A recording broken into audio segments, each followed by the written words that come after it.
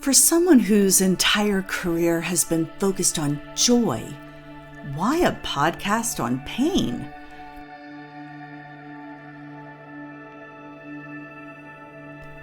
Because these stories need to be told.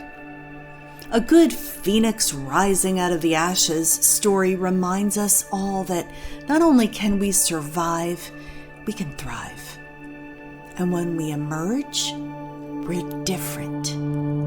That's the alchemy of pain. Welcome to another edition of The Alchemy of Pain.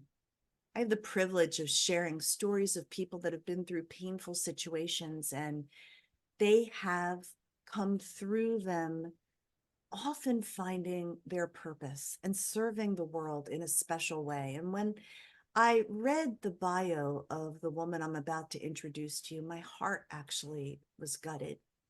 You know, we've all been through painful stuff.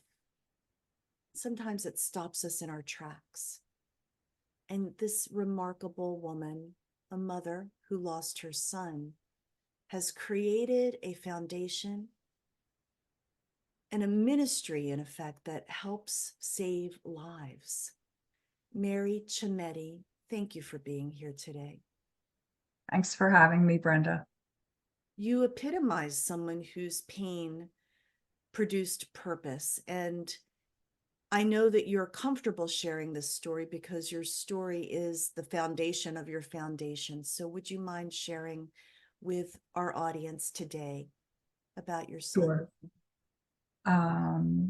Okay, so I just want to start with December of 2014 was one of the greatest months of my life as a mom, and I have 4 children, a husband. We had just had our first grandchild at the end of December. My last email at work, someone had asked me how the family was, and I had gone through and I said one little line about each child. And I said, and Christian's just waiting to be 21. And he said, Mary, it sounds like you have the perfect family, God bless you. So I go into the new year like that, having just had this wonderful celebration time of Christmas with relatives from Italy visiting and just everything good. And then Christian, our youngest son, went off to school for his second semester junior year at Temple University. And that week I actually, I was texting him and he kind of wasn't answering and he didn't answer my calls, but that's kind of for a college student, right?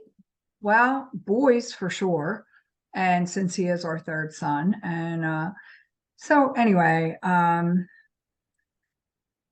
it was a Sunday morning and we got a phone call. Actually, there was a big snowstorm in Philadelphia. It was a state of emergency. All the roads were closed. No cars were allowed on the road. We get a call from our friend who happened to be a doctor at the ER in Philadelphia at the hospital where Christian was. And he said, it's Christian, get to the hospital, it's bad. So from that point, it was my husband who answered the phone and he came up to tell me. And all of a sudden I saw in my mirror I saw what appeared to be a dead person. Now, I still to this day don't even know if it was me or him, but at that moment I knew that he had passed. So literally grabbing the rosary and putting on some comfortable clothes, just because that was something my mom had always kind of made me think ahead a little bit in case I needed to be there. And we made our way to the hospital. Christian was in a coma at the time we arrived. Actually, when we arrived, I said, can I see my son? Because at that point I was just praying for him because I didn't know what had happened. I thought he was dead. And eventually they said, oh, you can see him. And I said, he's alive? And the nurse said, oh, yeah. So what happens was I go see him, and I honestly wouldn't have even recognized him had I seen him on the street. I mean, that's how bad he looked. And I'll tell you why later. So what had happened was he was drinking the night before. What I found out during that week, when he was in a coma for 7 days before we took him off of life support because his brain was not working, and his body, he had done so much damage from the alcohol. And basically he was found by his roommates in the morning, all blue. He had actually, one of the roommates said, Miss Ciammetti, I know he was dead. And they did life support on him, being coached by EMTs. And then apparently he coded again at the hospital that morning. So when I knew that he had passed, it was like, I, as a mom, I felt that and I knew it. But in the meantime, then he was, in the coma. So we prayed for like a miracle to happen. What we found out during the week, unbeknownst to me, was that Christian had become a binge drinker at college. I had no idea. When I tell you, I am the mother of 4 kids. I went to college. I lived at college. I was a college athlete, Division II field hockey player. Yeah. Did we have parties? Yeah. Did I do things I'm not proud of? Yes. All of the above. Never did I understand what was going on in this day and age. What I found out was that they were drinking out of handles, the big bottles, not the fifths, the big ones. What is it, 64 ounces maybe, of alcohol. And oftentimes they were doing it, they would drink one, and he would do it every weekend. He would have one. How did I really find out even more? Because 2 weeks after Christian's funeral, I guess, my husband and my 2 sons and I went down to his apartment and we went to clean it out. And I thought, oh, I can do this. But I went in his room and I saw that there was energy drinks on his bureau. And I thought, dear God, like, I never saw an energy drink in my house before, let alone a case of them. And then, and believe me, I didn't know much. And then in his kitchen, and I couldn't, the bed was left the way it was. I was taking pictures.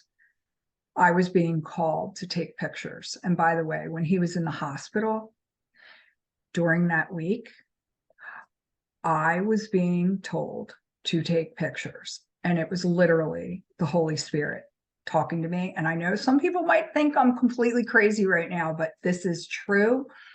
And I was taking pictures of my son laying in a coma. And I'm like actually talking out loud saying, this is crazy. This is weird. What am I going to do with these pictures? So anyway, what happened was when we were at the apartment, I saw these bottles up top of the cabinets.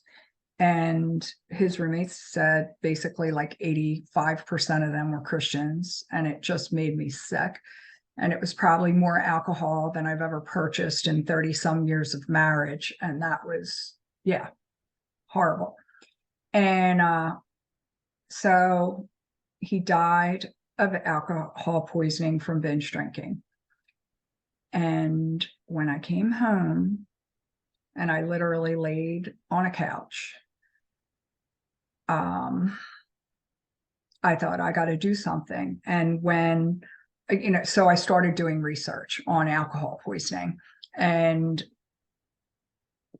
I somehow came up with this name, Don't Stall, Just Call, because I knew that his friends and roommates, they did what they thought was right. They were putting him to bed.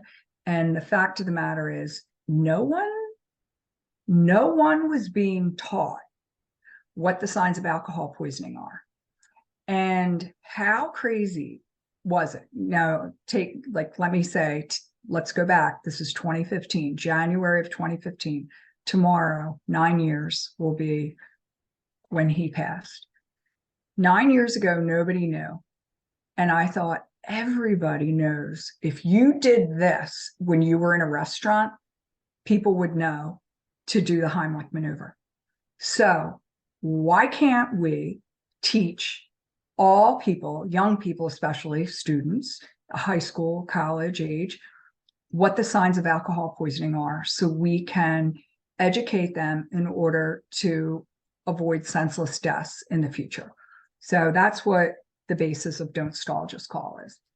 So I want to thank you for sharing that. I know that this is a tender time of year because of the anniversary. And I also want to honor the fact that even in your pain, you followed the prompting to take those photos and you saw a need. Yeah. Not to, so when I look back on my college experience, I was about a half hour south of Temple University at Glassboro State College, now Rowan. And my experience with alcohol was completely limited until I went and lived on campus. And all of a sudden, it was a part of the culture. It was the norm to do beer bongs, pouring alcohol down your throat so it just bypasses all the normal channels and goes right into your bloodstream. And I know it is a miracle that I am even talking to you today because of the reckless behavior.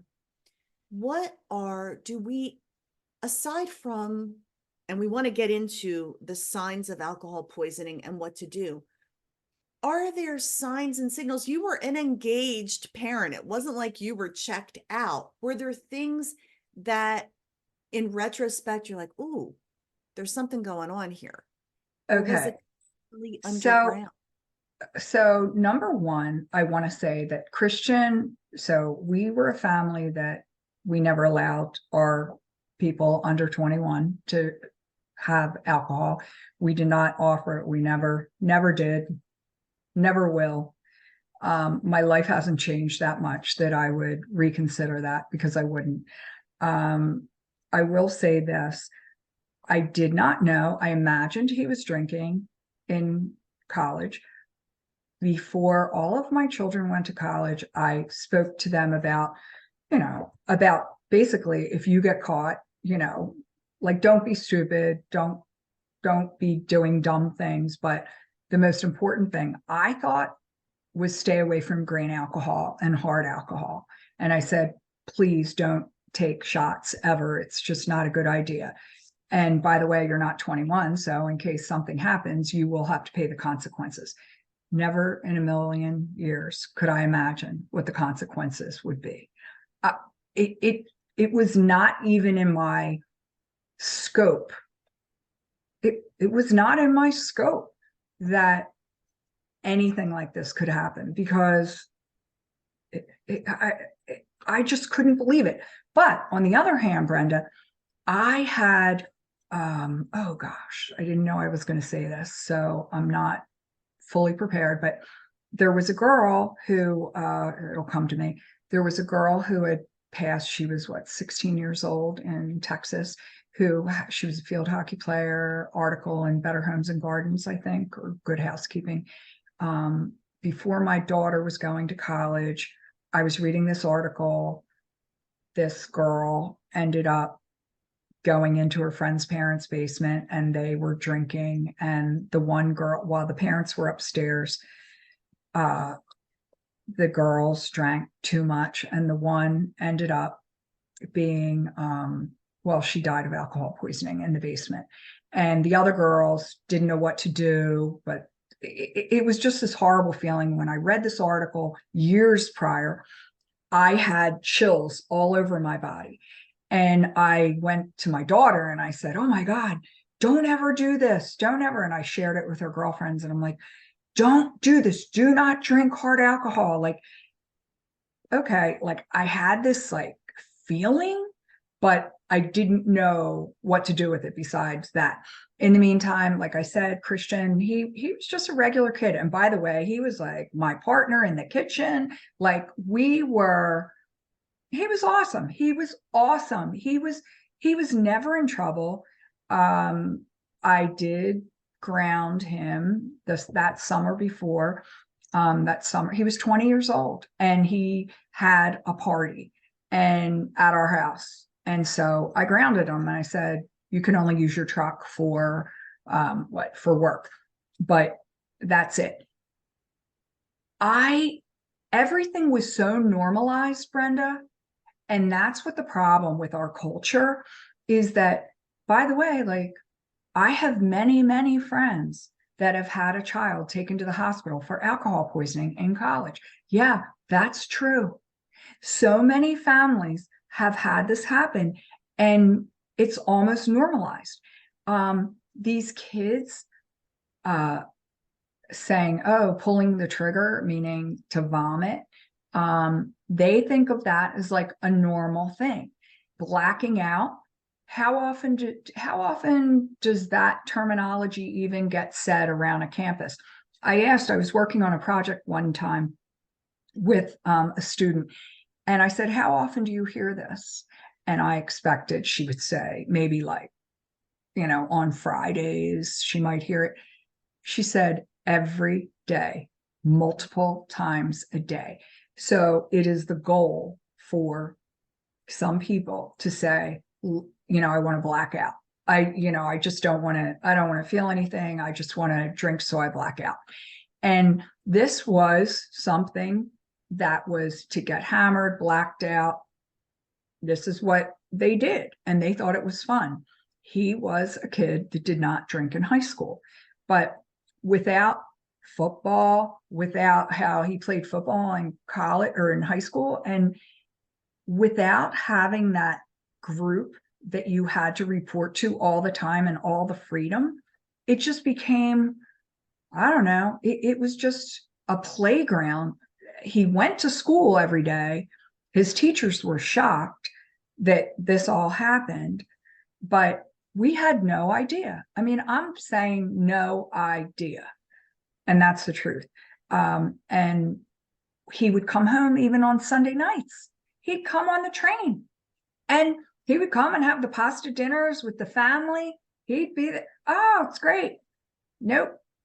Unbelievable. Unbelievable. Yeah. It is a rampant problem. I think you're absolutely right that the normalcy of the alcohol culture, and it is too often started in high school, exacerbated in college, and becomes an adult lifestyle to the point where when you are an adult, let's go out for drinks. Everything is involved with this drink culture. And I will say, and I never planned on saying this in this podcast, but full disclosure, I had a very complicated relationship with alcohol my entire life, starting in college, where it became a problem. Because when I graduated, I realized nobody else was drinking as much as me because I had gotten used to that level of drinking in college. And finally, after periods of sobriety, because I could connect the dots, Mary, to everything I ever regretted in my life, usually being linked to alcohol. Mm-hmm. I interview you today as a 100% sober person. I thank God every day I do not let alcohol touch my lips. I'm not judging anyone out there Yeah. who imbibes, but I'm just saying it's time for a shift in the culture to where it is normalized to not drink. So, Brenda, I congratulate you for your sobriety and for, you feeling brave enough to say that. And I think I think that's wonderful and great that you can say that. And I like to say in my presentations that I do with the young people, I actually do drink, but I don't have a problem with alcohol. And believe me, I don't drink a lot, but I do drink alcohol, some alcohol. And I think, though, that it's so important to create, and believe me, if you see me on LinkedIn or wherever, I am always promoting non-alcoholic beverages, doing these things that this is one of our activities that we're doing, because the whole idea of what you said, which is, oh, when you're gathering with people, and it was always focused on alcohol, or so it seems. And honestly, I want to focus on food. Um, but but it's so true. Like, for people that, young people seeing all of the advertising and marketing that is, oh, the beautiful people are drinking this. Let's, the only way we're cool is if we do that and have these luscious looking drinks. No, really, there is so much more to do than just be sitting around drinking.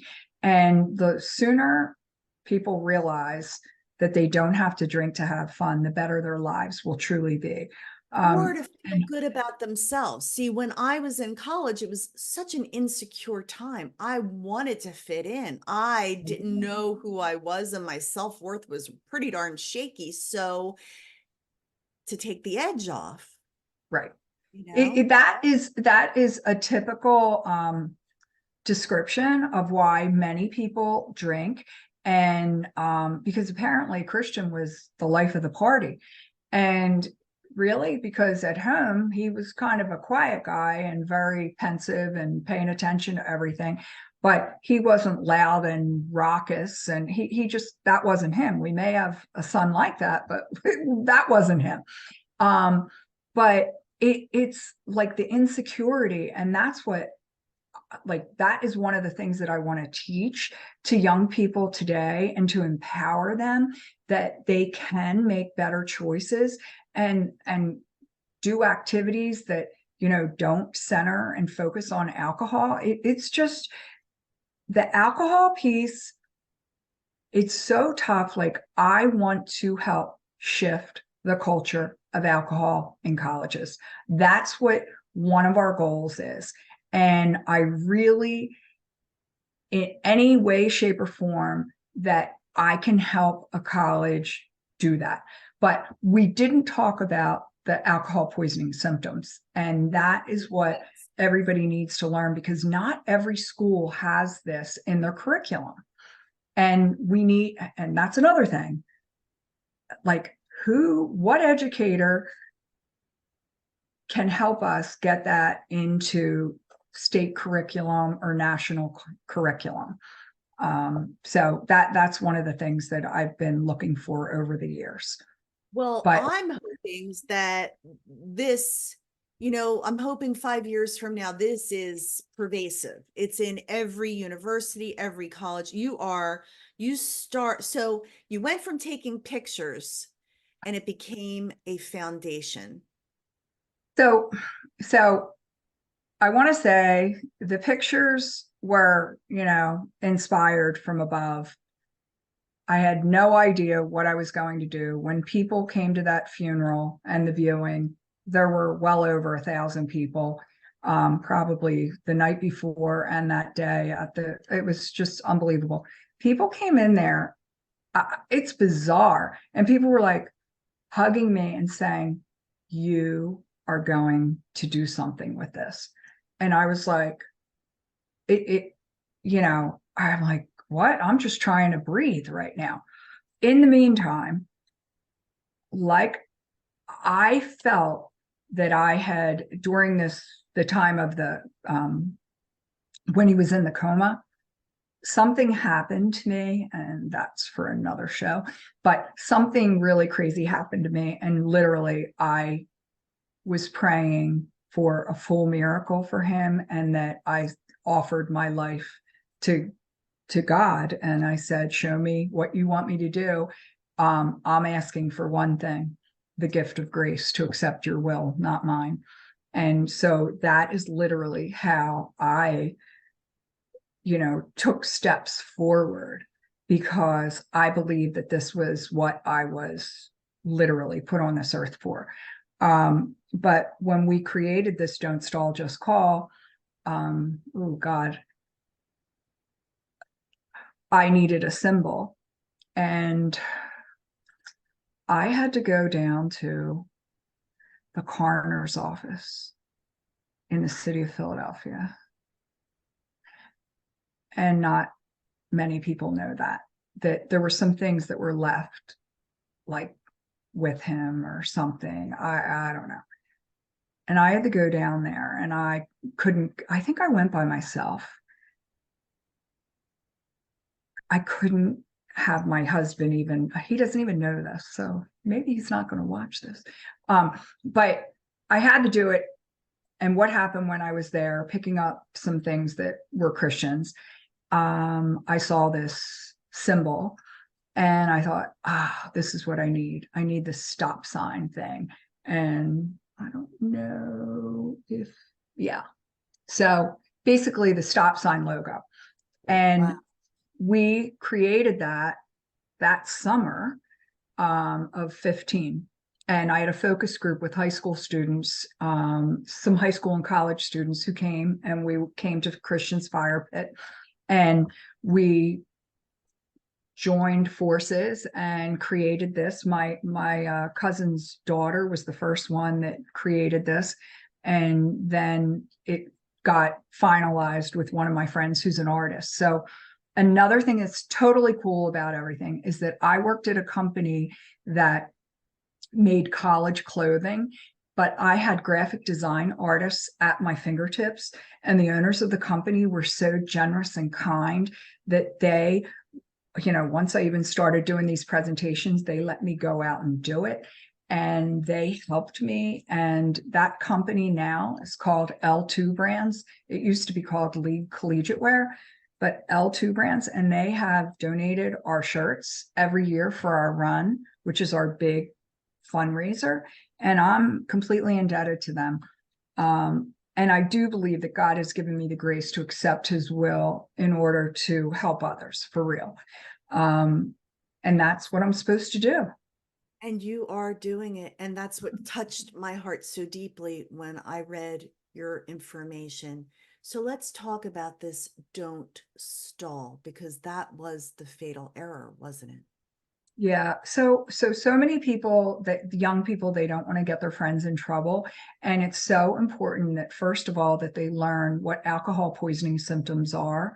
And that is stumbling, mumbling, cool to touch, fluid, cool to touch, unresponsive, and vomiting. And when I do the presentations, I actually I ask the kids about each of the symptoms and how to identify if someone is unresponsive, what to look for if someone is cool to touch, because people have died right under the eyes of their friends, but they didn't know the symptoms. And we need to know, we need to look for these symptoms. We need to touch our friend to see. And by the way, I want to be completely clear right now. This isn't just college students. The average age, or the median age, of those that die from alcohol poisoning are middle-aged men. And that means possibly a dad, a grandfather, your uncle. That's who this is. This is not anything just to be looking at high school, college, and college students. And I want to be perfectly clear about that. And by the way, the statistics are showing that the drinking is lessened. Not as many students or young people underage are drinking as they have been, but those that are drinking larger quantities. And that is why now not only is there a binge drinking number for both men and women, but now there's the high intensity drinking, which is like double the amount of the binge drinking, which is for women, it's 4 or more standard drinks in a 2-hour period or less. And for a male, it's 5 standard drinks in a 2-hour period or less. And that is very key, because a lot of young people will laugh at that, even some other people that I know will be like, oh, that's not that much. And I say, please note the time frame. What matters is how much alcohol is entering our body within a short amount of time. Our bodies can only process 1 unit of alcohol per hour. So if we're drinking 4 drinks, downing 4 beers, taking, what is it? One of those drinks, a Long Island iced tea that may have 6 shots in it. Are you kidding? You're trashed. I mean, depending on how much you weigh, but yeah. So that is key. So then if someone is exhibiting these symptoms, we're not to put them to bed. We're not to leave them alone. We're not to be giving them coffee. We're not to be giving them food. They could aspirate. Giving them coffee makes them an alert drunk, which then could give them more opportunity for accidents. And what we are to do if they're showing these symptoms is to make a call. And that is why don't stall, just call. And if they were on a college campus, it's important to call, depending on the college campus, you would call campus security, your campus specific phone number, and the EMTs will come and they will evaluate. They will not take someone to the hospital that doesn't need to be there. But if that person does need to be there, let me tell you, it's a lot better sending that person there. And even if, these, young people, they're afraid the parents are going to get mad. Let me tell you, it's better they do that than they become the pallbearers for their friend's funeral. Yeah, it's a reality that happens. We need to make sure when people see these symptoms that they do something. And Brenda, when I tell you, when students walk out of my presentation, and because one of the goals in the beginning is to say, I want all students, college students, to never be able to say, I didn't know. And when they walk out, everyone is responsible now. You are responsible to be your brother or sister's keeper. And that's what this is about. How can people work with you, bring you in to speak to an auditorium, to a conference, to students, adults? How do people connect with you? So basically you could connect on LinkedIn to Mary Ciammetti. I think that's what it is. Or if you look up Don't Stall, Just Call, or the CTC Wellness Foundation on LinkedIn. But my Instagram and Facebook is Don't Stall, Just Call. And you always see the logo because that is key. Brenda, one of our things is that we want someone who goes to Rowan College, who then visits LaSalle University, who then goes to Temple. They see these magnets, and actually I didn't bring one here, but the magnets that we have created that are on students' refrigerators. And when they see that, they do not have to be looking up on their phone, what are alcohol poisoning symptoms? It's right there. And we give away, all these magnets with 911 on it, or schools order them with their campus specific phone number on them. And so Mary Ciammetti or info@don'tstalljustcall.org. Put all the And graphics so people can connect with you. I think it's easy to connect the dots to Mothers Against Drunk Driving, which eliminated some of the stigma of, get a ride, don't drive. If you're impaired, don't be afraid to pick up the phone and ask for help. Don't get behind the wheel. This is an equally important mission. So tell us how we can support it. There's a run. so Every year you do this run? every year we have a run. It's April 20th at Temple University Ambler campus, and people can donate on the site. If you go to Don't Stall, Just Call 5K, that comes up, and there's a place to donate there, or you could participate virtually, and that's great too. But it's a wonderful run. We had almost 400 participants last year. And but that's like our big thing, because honestly, I have a hard time asking for money, but we need things and we need things and I need help. But that is tough. But I do feel like my most important thing is speaking with the students and doing orientations. Going next week, I have a double header at Arcadia University. And after that, I'll be at Temple that week. And then I think LaSalle University, and then the high schools come in the spring a little bit more. And it's busy, but I really only like to do one a week. But sometimes I have to do more because I feel like it's so important to get this out there. And I want to empower students. I want to empower them. And also, the one thing we didn't speak about was medical amnesty, Brenda. And medical amnesty is limited legal immunity for the caller and the person who needs the life-saving medical emergency. And that is so important. I am all about encouraging all schools, like, not to have zero tolerance policy for alcohol, because that makes everything hidden in the corners and behind the closet doors.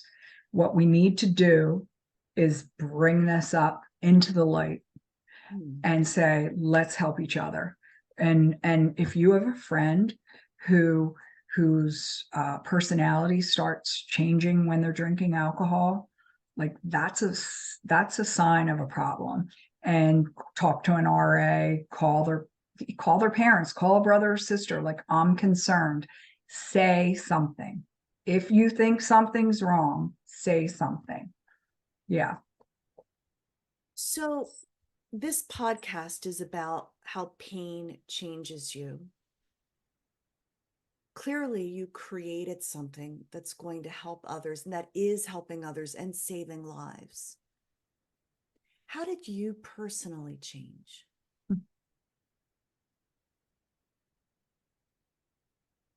Well, I look a lot different than I did 9 years ago. That's for sure. How do I look at everything differently. My lens is completely different. I have almost no time for trivial baloney, malarkey. I really don't want to hear parents complaining about their children, about silly things. And sometimes I've been known to say, wow, you're so lucky you can complain about that. My son,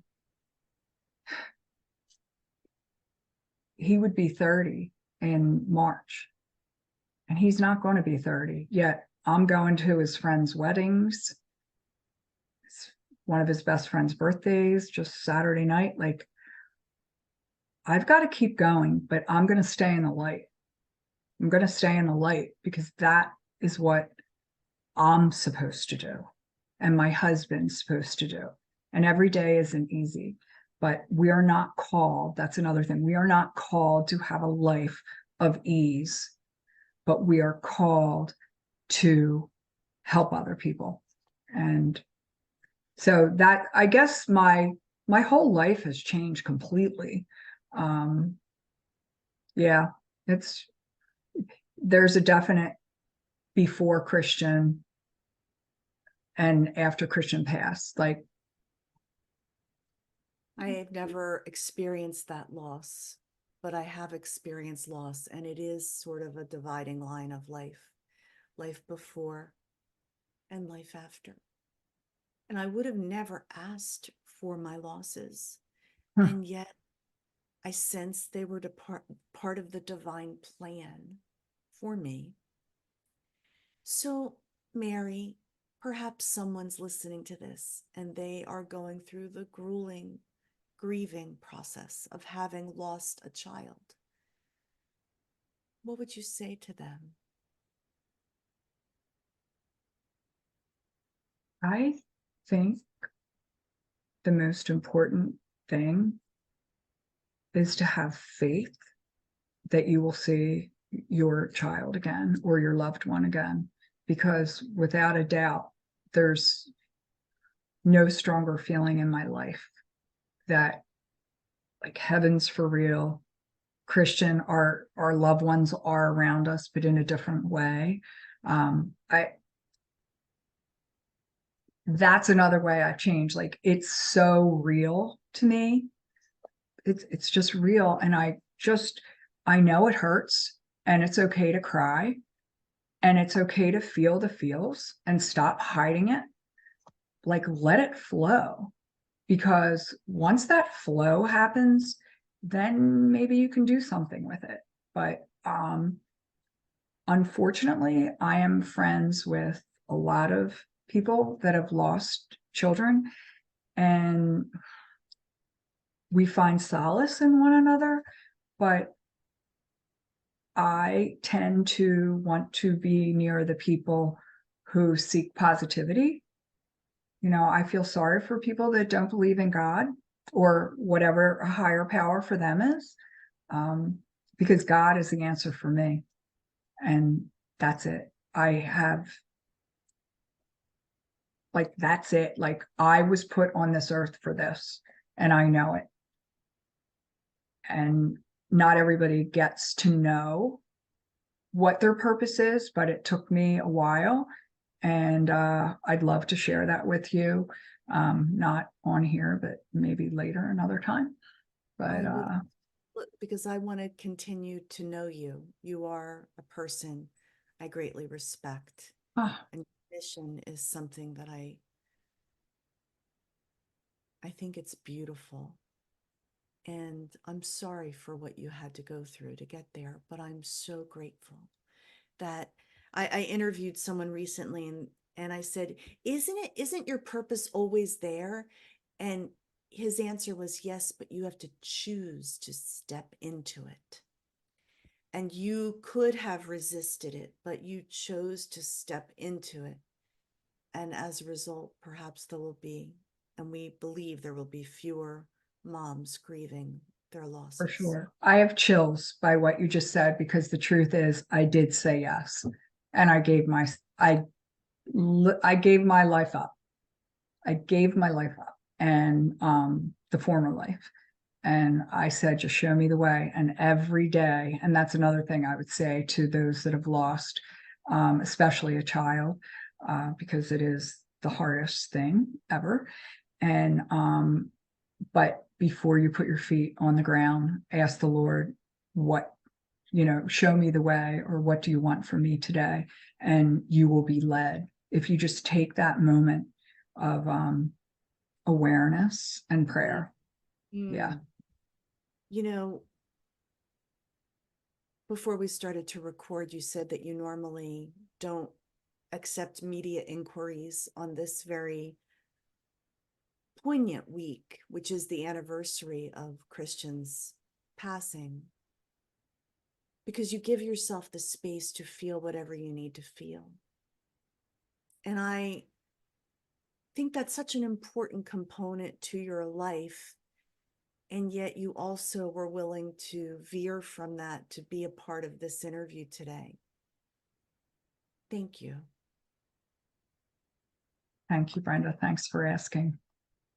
And I feel that Christian is in the kitchen with you every time you're cooking. And Oh, he's listening every time you're speaking. And oh, he's for here, sure. and he is so proud of who you've allowed yourself to become through the pain. And I thank you for your time. There's like Thank you. no clean way to end this, because I sort of wish I could do it with a hug. But I am hugging you, and I am saying to the audience, I hope that you will listen to this again and again, because we all know people that are using and, in cases, abusing alcohol. We don't want to lose them. Be aware of the signs of alcohol poisoning. Don't be afraid of pissing someone off or getting them mad at you or uncomfortable. Better to be uncomfortable than to be a pallbearer, as Mary said so well. I want to say one other thing about being comfortable. I said the only way, this is one of my lines, the only way we can make change happen is that we have to get uncomfortable. So too many of us, we know somebody that has a problem with alcohol, we see it. Let's not feed into it, and let's not provide so much. And if you don't want to drink, don't drink and be proud of it, because that is the way society's going. And Brenda, I believe it. I believe it. It's going to be just like smoking. It's going to be frowned upon. I think you're right. I feel that shift as well. And the more we can normalize a sober life, and sober, I've had more fun and more clarity and more Oh, joy since I have been sober. So I mm-hmm. think shifting the whole perception of what sober is, it's not a buzzkill. It is a clear way of living and a safe way too. Yeah. Mary, Amen.